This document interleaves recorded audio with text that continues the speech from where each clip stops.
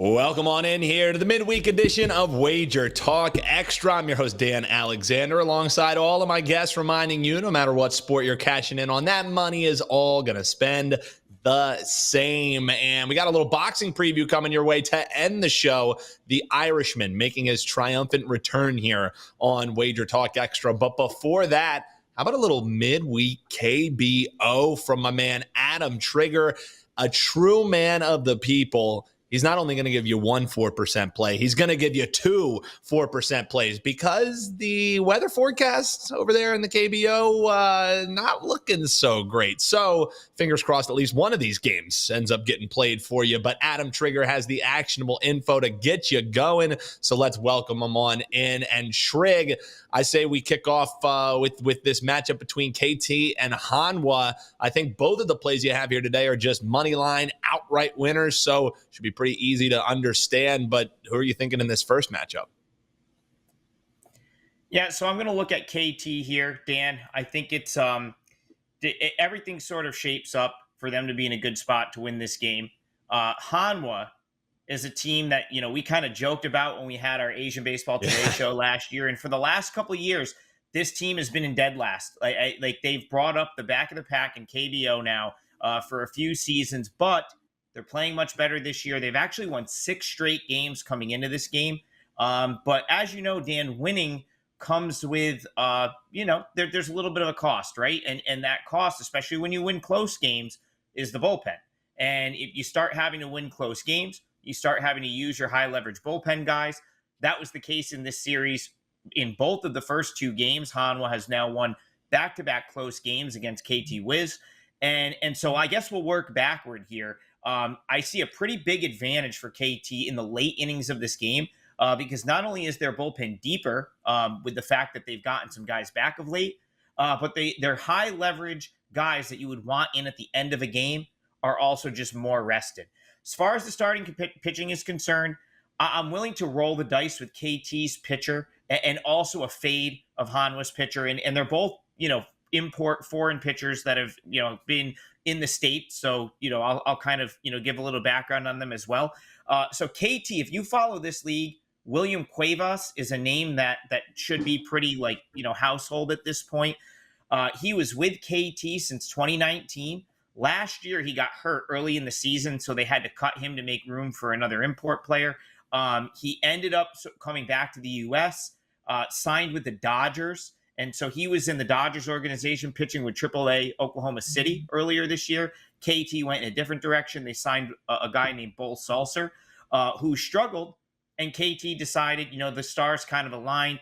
KT cut Salser, and they were able to, to sign Cuevas away. The Dodgers released him, and Cuevas is able to go back to Korea and rejoin his old team, which I think is going to be really big for KT and should be big for Cuevas as well. The PCL, Dan, out in the West Coast AAA baseball, that league's no joke. And Cuevas's ERA was up in the 6s there, but I like the fact that he still had a strikeout per inning in that league. That's still pretty impressive with all those high altitude ballparks and the runs that are scored in AAA baseball out west. That he had a strikeout per inning was pretty good. This will be his 3rd start since returning to Korea. And I think it's going to be the first start where they kind of take the reins off, like 80 pitches in each of his first 2 starts so far. But his last one in particular was very, very good. 6 innings of 1-run ball. Believe he got the win. So that was encouraging. It was against Kia, who's a team that I'm kind of high on right now. So all encouraging stuff there for him. I think he probably takes a step forward from a pitch count perspective. And also, the quality was there in his last outing, and I expect it to be there against Hanwha, who, even though they're starting to heat up a little bit, Dan, they still are dead last in KBO with a .237 team batting average. It's a lineup I think Cuevas can handle. On the other side, you've got Ricardo Sanchez. He's a guy, I don't know that he ever made it to the big leagues. He spent quite a bit of time in AAA. He was in AAA earlier this year, and Hanwha, similar situation. They needed to cut an injured import player. They went out and got Ricardo Sanchez, who's been nothing short of outstanding since getting over to Korea. 8 starts, 4-0 with a 1.48 ERA and 1.01 WHIP. He's been fantastic so far. There's really, it's hard to find much to dislike about, his time in Korea. But I feel like the last two outings, so I played against him a few times back. I actually can't offhand. I don't even remember the result, but I know that I've his strikeout rate's been down a little bit, and I really felt like the last two times out, he wiggled his way out of some potential damage against Kiwoom and NC. The numbers, like the runs, the ERA, and like the runs allowed, don't truly reflect like the trouble he was in those games. And of course, the strikeouts were way down in those two games. So I think that he maybe just kind of got fortunate, good batting average, balls in play luck from him the last couple times out to not sort of get lit up. I think the Kiwoom game, he gave up 10 hits and was very fortunate to not give up a lot more damage. So he's a guy I've kind of been looking to play against, or been willing to play against. And here I think it all kind of, just adds up, Dan. You've got Cuevas, who I think is probably the better pitcher. Without question, you've got the better bullpen. And now that KT is healthy, I have them rated ahead of Hanwha, even though both of these teams are relatively close in the standings. Top it all off, Dan, we're looking to avoid a sweep here. I think KT is going to bring their A team today from top to bottom, bullpen guys and what have you. I think it's going to be a big effort from KT to avoid the sweep if this one gets played. And if it does get played, I think KT is going to get the win. KT Wiz money line trying to avoid the sweep. That's the play from a man, Adam Trigger. And as Adam said, it's one of his 4% plays. He's got one more for you. But first, Trig, when people head on over to your page, wt.buzz/AT, what kind of stuff are they going to find over there? Yeah, so Dan, I actually have 3 KBO plays, and typically I'm not that. I usually don't go with that high a volume, but I like all these 3 plays equally. And because there's so much rain in Korea tomorrow, I kind of have gone with the thought process. Well, I'm going to play all 3 of them. If 1 or 2 of them gets rained out, I'll be left with a play. And Korea's a lot like, it's like the Northeast, right? Like if there's rain, all 5 of these games could get rained out. I obviously hope that's not the case, but I'm going to sort of let the weather determine what my actual volume is going to be. So we're going to talk about one here in a minute, and then the other one I will give out on my show, The Hustle, tonight at 5 o'clock, 5 Eastern on WagerTalk TV. I also have a 5% MLB max bet tonight that I like quite a bit. I've really been waiting for this spot for over a week, so I love that play. That's the one that's up for sale, and I'm giving all the KBO out for free. So 3 4%ers I'm giving out for free today. Because I don't want to sell the one that gets rained out. Of course, I would do that, right? So giving all 4 of them out for free. Hopefully we get all 3 in. Maybe we'll get all 3 in and go 3-0. That would be the best thing. But if we get 1 or 2 in, I'll be happy with that. And like I said, I'm giving them all out on Wager Talk programming today. Also, excellent cross promotion, The Hustle Pod, a terrific show. If you like a little bit more laid back sports talk with that actionable info you know and love, I highly suggest checking out The Hustle every Wednesday here on Wager Talk TV. Also, check it out where you can find your podcasts. All right, Trig, let's get into this second one. And astute viewers of the programming will realize, hey, I just saw this play on Trig's page there. Another money line favorite here in the Kia and Kiwoom game. Why do you like the Kia Tigers in this one? Yeah, so this is a little bit more pricey than I typically go in with any plays, really. It's minus 150. But I love, so 2 things. Like, 1, again, might get rained out. So there's that. 2, I just love Kia so much in this spot that I'm willing, to lay the minus 150. And if this game does get in, I think Kiwoom is at a big time disadvantage if this game does actually get played. So far we've had 2 games in this series. Yesterday's game went into extra innings, went 11 innings, and really, like, both teams used their bullpen extensively so far. I think both starters yesterday were out by like the 5th inning, and they really sort of needed everyone. 6 or 7 relievers on both sides. Kiwoom ends up winning the game in 11 innings. So they need their closer to get those last 3 outs and hammer it down. And Kia used just as many relievers, but the starting pitching here is what is going to put Kia in a much better situation. So Sean Anderson, former MLB player, he's been on a couple teams. He's now over as the import starter, one of the import starters for Kia, is going to get the ball in this game for Kia. And he's a guy that, it's his first year in KBO. He struggled early to the point where they actually sent him down to the Futures League, which is KBO's version of the minors, just to work on some mechanics, to get right, if you will. And since he's come back, he's been really good. Last two starts, he's been, borderline dominant. And the last start, he kind of cruised through 6 innings, and they were able to get him out of there after 74 pitches because, they were ahead. And then a couple rainouts have pushed him off until today. So he's actually had 8 days between starts, and he only threw 74 pitches last time out. The reason that's so important here is he's a guy that he can go give you 110. Like he's going to be someone that they will leave in to throw 110 to 115 pitches if they need it. And here they're going to need it because they used their bullpen, so extensively last night. So I really think, like, as long as he's got his stuff, or even as long as he's okay, they're going to let him go 110 to 115 pitches. And that's, in my opinion, is going to be better than what either team could do in relief. On the other side, Kiwoom's going to go with one of their youngsters, a 21-year-old prospect named Jae Young Jang. He's someone that Kiwoom's very high on coming into the season. Came out, kind of got shelled in his first 2 starts. They sent him back down, just to kind of regroup. He looked like he was in over his head first week of the season.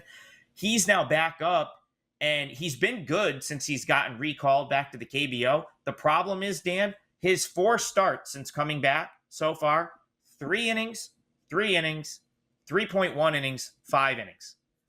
So just, typically a guy that it seems like he sort of gets in trouble second time through the order, really has not pitched deep at all. Like, looking at the 4 outings since he's gotten called back up, and not one of them has been longer than 5 innings, is a little bit of a concern.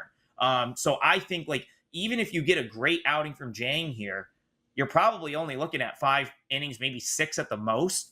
And Kiwoom, again, they've really used their bullpen arms, and this is a bullpen that hasn't been particularly great anyway, and their numbers are actually far worse on the road, where they'll play this game. Another reason I like Kia, over the weekend, Sung Bum Na came back. He is a legend in this league. For anyone that watched Korean baseball during the pandemic, he was on the NC Dinos. He was kind of like one of the top players in the league. He got all sorts of publicity the year the NC Dinos won in 2020, when it was all over ESPN and everyone was interested in Korean baseball. He's now on Kia Tigers. Dan, he was injured the entire first 3 months of the season, came back over the weekend. That's a huge addition to this Kia lineup. And Do Young Kim came back as well. He's a guy for Kia that got hurt first week of the season. Both of these guys hit in the top of the order. It's like their one hitter and their cleanup hitter.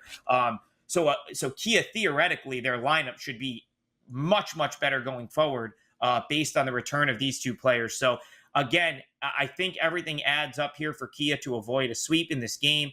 It's why I'm willing to lay the minus 150. I typically don't lay juice this big, but in when all the boxes are checked, Dan, I'll do it.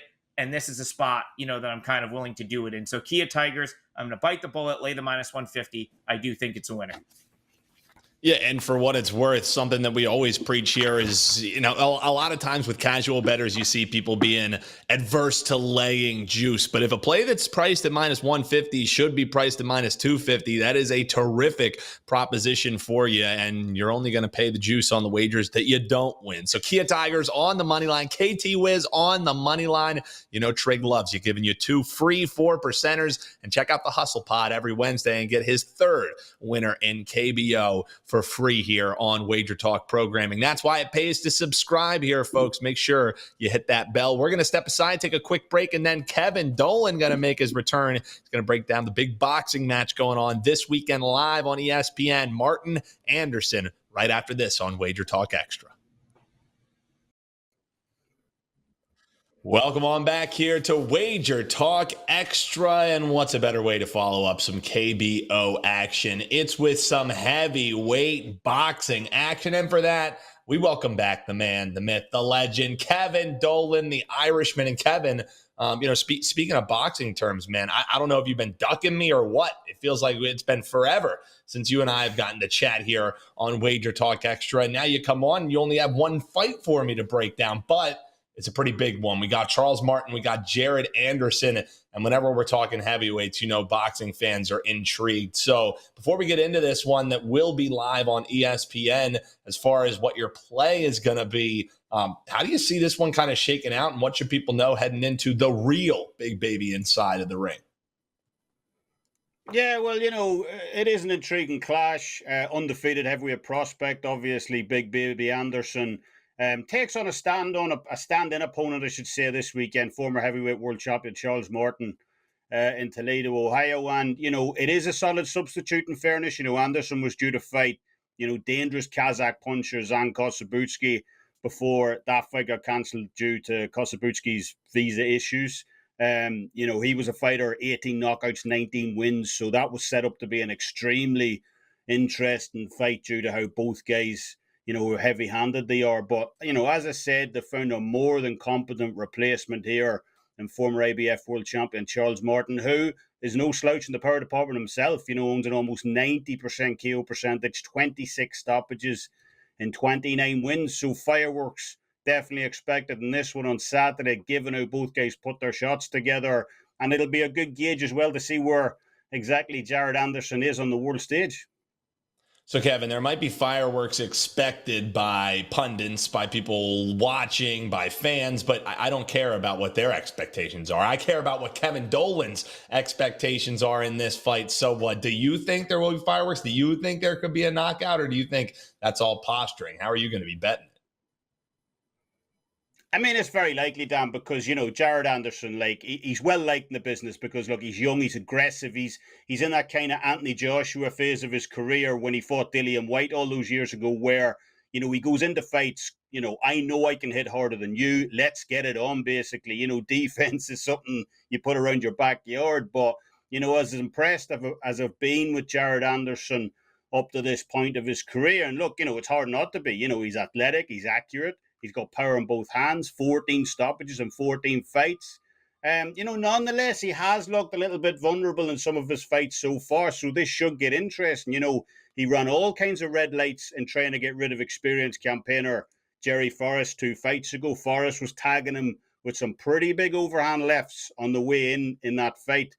As Anderson was looking to crash the pocket, he was landing flush with a lot of those shots as well, but just didn't have the power to make those shots count. And, Anderson was simply able to overwhelm him, get the stoppage in that fight. But Charles Martin does have that kind of power, especially in that left hand, which could trouble Anderson in this fight if he gets overly aggressive in there.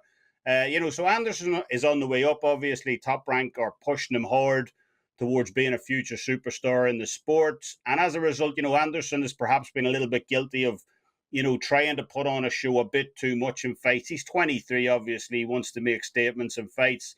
But that is a dangerous strategy against a guy who hits as hard as Charles Martin does. Martin put down a very good Luis Ortiz multiple times in their fight last year. He absolutely bombed out Gerald Washington with a huge overhand left in the fight immediately prior to that. So Anderson definitely can't afford to be reckless here. Although, given what we've seen up to this point, I still kind of expect that fight to play out. So, this fight's pretty much lined perfectly by the books, in my opinion. The over-under's listed at 4.5 rounds right now. Juiced fairly heavily to the under as well, minus 155. But, despite both guys being power punches in this one, Martin's shown himself to be fairly durable in fights. The only guy to stop him within this kind of distance under 4.5 rounds has been Anthony Joshua. And, we need to pump the brakes, obviously, on Jared Anderson being quite at that level just yet. So, I don't want to lay minus 155 on the under. I don't want to lay minus 500 on Jared Anderson to win this fight by KO also. Both of those are far too juiced, in my opinion. And honestly, you're going to laugh at these odds, Dan, but I actually think the best outright value in this fight, if you just fancy having a punt, a bit of coffee money, a bit of pizza money, is to take Charles Martin to win in rounds 1 to 2 at an absolutely astronomical plus 6,500.